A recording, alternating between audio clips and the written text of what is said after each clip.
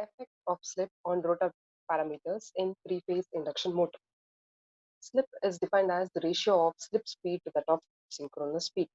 So the slip speed in case of induction motor is given by ns minus n being the rotor speed, whereas ns being the synchronous speed. Both the speeds are expressed in rotations per minute, that is rpm. The slip is one of the crucial factor which is responsible for affecting the performance of three-phase induction motor. The slip takes up the maximum value, that is 1, only during starting. During starting, because the speed of induction motor is 0, the slip value will be maximum, that is 1. The speed of induction motor is given by the formula ns into 1 minus n, yes, where s is slip, ns is the synchronous speed. During starting, as the speed of the induction motor is 0, the value of slip will be maximum, that is 1. So at this condition, that is during starting of induction motor, the frequency of the rotor induced EMF will be same as that of the supply voltage frequency. Rotor induced EMF frequency can be called as FR. The supply frequency can be called as F. So FR will be same as that of F only during starting. This is because S will be equal to 1. Whereas as the motor starts to rotate, N takes up the value accordingly, due to which the slip speed, which is given by ns minus n, reduces, because of which the slip also reduces from 1. So as slip value changes, the rotor induced EMF frequency Fr, which is given by S times F, also changes accordingly. So when the motor is running, the frequency of rotor induced EMF is no longer same as that of the supply voltage frequency. This slip affects the frequency, not only affects the frequency of the rotor induced EMF, it also affects the various other rotor parameters. We will discuss one after the other in detail. The few of the rotor parameters, or the important rotor parameters which is getting affected by slip, are rotor frequency, magnitude of rotor induced EMF, rotor reactance, in turn impedance, fourth one being the rotor power factor, final one is rotor current. So all these 5 parameters are rotor parameters which is getting affected due to the value of slip S. Let us consider the first one, that is effect of rotor frequency. We all know that the speed of rotating magnetic field which is present in the air gap is called as synchronous speed, ns, which is given by the formula 120 f by p. F being the supply frequency in hertz and p being the number of poles. During starting, the relative motion is maximum between the rotor and this rotating magnetic field, because the rotor will be stationary just before the motor starts to rotate. Because of this maximum relative motion, maximum EMF gets induced in the rotor during starting. And the rotor induced EMF frequency will be same as that of the supply voltage frequency. Now, when the motor starts to rotate with certain speed, call it as n, this relative speed goes on decreasing with respect to the speed of rotating magnetic field, and the induced EMF in the rotor depends upon the rate of cutting flux, that is, it depends on the relative speed. As the relative speed decreases, the magnitude of the induced EMF in case in the rotor also decreases. Now let us consider the equation for slip speed in terms of frequency. Slip speed is given by ns minus n, which is given by 120 fr by p. Fr is the rotor frequency, p is the number of poles. And we already know ns has got the standard formula, that is 120 f by p.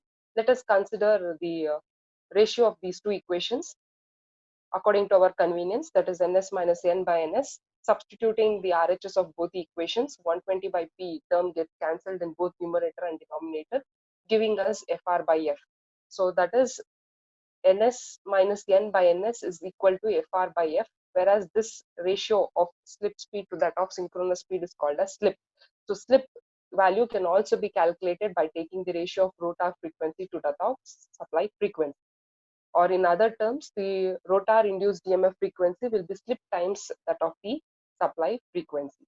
So this is the first parameter, that is the rotor frequency is getting affected by the value of slip. The rotor frequency varies in according to the value of slip, whereas the supply frequency remains constant. The second parameter is the magnitude of rotor induced EMF. Again, considering the standstill condition, at standstill, the rotor or the motor speed is 0, because of which slip is maximum, that is 1. Now, let us say the rotor induced EMF per phase value at standstill be E2. As rotor starts to rotate, the relative speed between the rotor and the rotating magnetic field decreases. Hence, the magnitude of this induced EMF in rotor also gets decreases, as it is directly proportional to the relative speed, which is given by ns minus n. Now, this new value of induced EMF in rotor under running condition, let us call it as E2R. E2 represents the rotor induced EMF at standstill. E2R represents the rotor induced EMF in running condition, both being per phase values. This value E2 depends upon the value of synchronous speed, whereas the rotor induced EMF in running condition depends upon slip speed. Taking the ratio of the rotor induced EMF under running condition to that of standstill condition, it is ns minus n to that of ns, which is giving a slip. So the ratio of E2R by E2 is giving slip, or in other terms, the rotor induced EMF under running condition is slip times that of the rotor induced EMF at standstill. So this is how the slip is affecting the value of rotor induced EMF under running condition. The third factor or the third parameter is rotor reactance.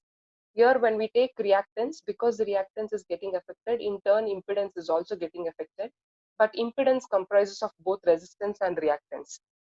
This resistance is going to remain constant. It is unaltered irrespective of the condition of the motor, whether it is running condition or it is at standstill condition.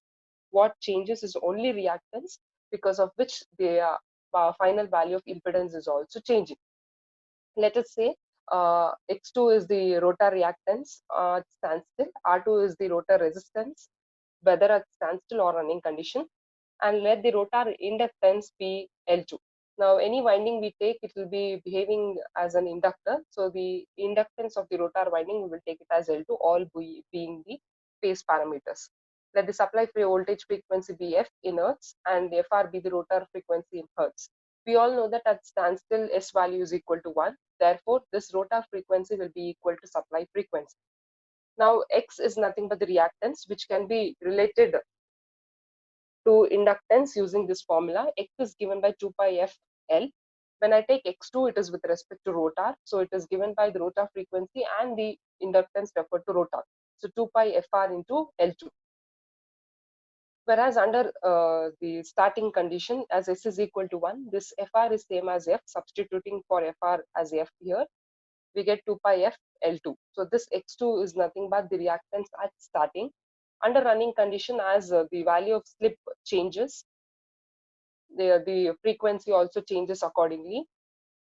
So now the rotor reactance under running condition will represent as X2R, which is given by the general formula 2 pi Fr into L2. Here Fr depends on the value of slip. So it is replaced by the formula S times F into L2. So taking out this slip, we will get 2 pi f L2. This 2 pi f L2 is same as that the equation which we had got for X2. So it is slip times X2. So X2R is the rotor reactance under running condition, whereas X2 is the rotor reactance at standstill condition. So this rotor reactance under running condition is slip times that of the rotor reactance at standstill condition. As said earlier, the resistance is independent of the frequency, so it remains same during standstill as well as running condition. So now, because the reactance is changing, the rotor impedance will also change. At standstill, reactance is X2, so the corresponding impedance will take as Z2, which is given by R2 plus J into X2. Whereas under running condition, the reactance has now changed to X2R, because of which the impedance becomes X2R, which is given by R2 plus X2R. So you can just observe the difference here. In case of standstill, we have only X2 and the corresponding impedance is Z2. Whereas in case of running condition, the impedance will be Z2R because of the reactance getting changed from X2 to X2R. Now this X2R is given by slip times that of X2, which we have already discussed previously. So this is the impedance. Third one, that is the effect of slip on the rotor reactance, in turn rotor impedance. Fourth one is rotor power factor. To understand this concept, we have to draw a triangle which is called as impedance triangle. This impedance triangle is a right angle triangle wherein the hypotenuse being the impedance and the other two sides being the components of impedance.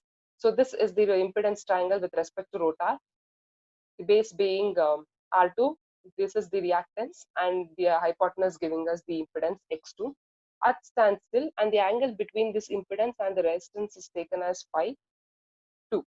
Now, taking cosine of this angle, cosine of any angle is given by adjacent by hypotenuse, adjacent being R2, whereas hypotenuse being Z2.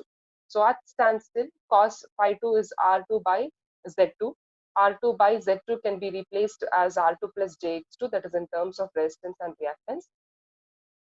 Or if we want the exact magnitude, it is given by R2 by square root of R2 square plus X2 square. This is the power factor at standstill condition. But when the motor starts running, the value of X as well as the value of impedance changes from X2 to X2R and Z2 to Z2R respectively. So now the angle, we will call it as phi 2R between the hypotenuse and the adjacent side. Applying the cosine, cos phi 2R is given by R2 by Z2R. Z2R is given by square root of R2 square plus X2R square, where in turn this X2R is nothing but S into X2. Substituting that, this will be the formula for power factor. So this is how the value of slip is affecting the power factor in case of induction motor. When it is on standstill condition, since S is equal to 1, there is no influence of the slip value on this power factor. Whereas as the motor starts rotating, the slip value decreases from 1, and this is how it is affecting the value of power factor of induction motor during running condition. This was the fourth parameter. The last parameter is the rotor current. Let us call the rotor current at standstill as I2, whereas the rotor current at running condition as I2R, all being the per phase values. From Ohm's law, we know current is given by the ratio of voltage and resistance. Now here, this is a AC circuit, so we don't have resistance. We have reactance along with resistance, which put together we call it as impedance. So now current is given by the ratio of voltage by impedance. So I take rotor current I2, it is given by rotor voltage E2 by the rotor impedance Z2. So this I2 is the current at standstill. So substituting for Z2 in terms of resistance and reactance, it is square root of R2 square plus X2 square. So this equation is written by the simple law, that is Ohm's law. And with respect to that, when we draw the equivalent circuit for rotor, we have the EMF source E2 here, and the resistance and the reactance of the rotor winding is represented. The current flowing through it will be I2. Now during running condition, the value of impedance changes from Z2 to Z2R. This is because of your reactance changing from X2 to X2R. And also this E2 is going to change from E2 to E2R. So because both the voltage and impedance are changing, ultimately the current also changes during running condition. So the magnitude of the current under running condition, let us call it as I2R, which is given by E2R by Z2R. E2R in terms of E2 is slip times given, whereas Z2R is square root of R2 square plus S times X2, the whole square. So based on this, if we draw the equivalent circuit, R2 remains unaltered, it remains same, whereas the reactance changes from X2 to X2R, which is S times X2, and this EMF which is induced in the rotor changes from E2 to E2R, which is given by slip times E2. Because both voltage and impedance are changing, current, which is nothing but the ratio of voltage and impedance, also changes. And the equivalent rotor circuit during running condition is as represented in the circuit shown below. So these are the 5 rotor parameters which gets affected because of the value of slip in case of three-phase induction